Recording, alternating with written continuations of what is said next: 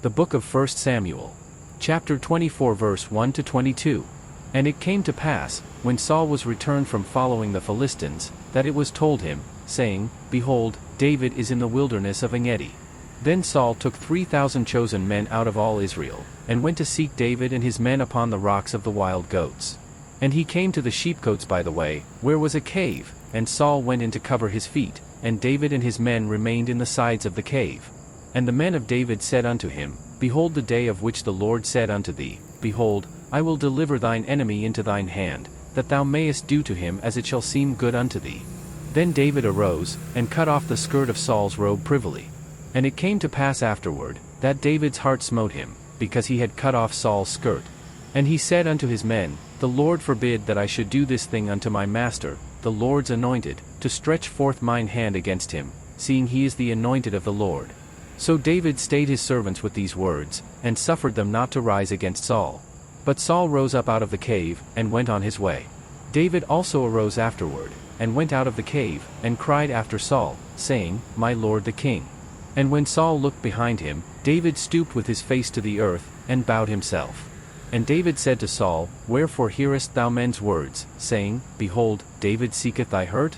Behold, this day thine eyes have seen how that the Lord had delivered thee today into mine hand in the cave, and some bade me kill thee, but mine eye spared thee. And I said, I will not put forth mine hand against my Lord, for he is the Lord's anointed.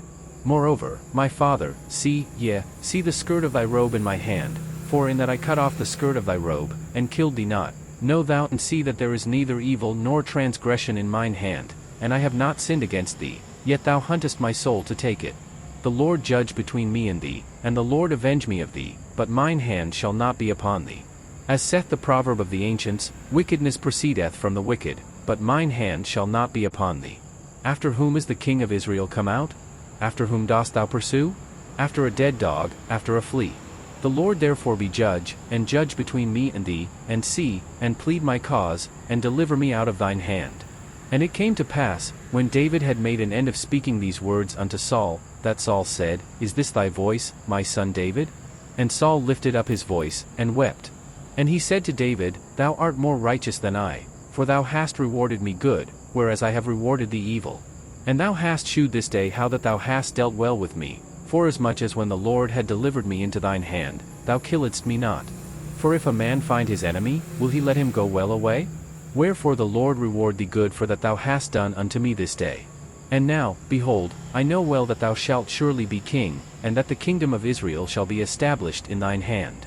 Swear now therefore unto me by the Lord, that thou wilt not cut off my seed after me, and that thou wilt not destroy my name out of my father's house.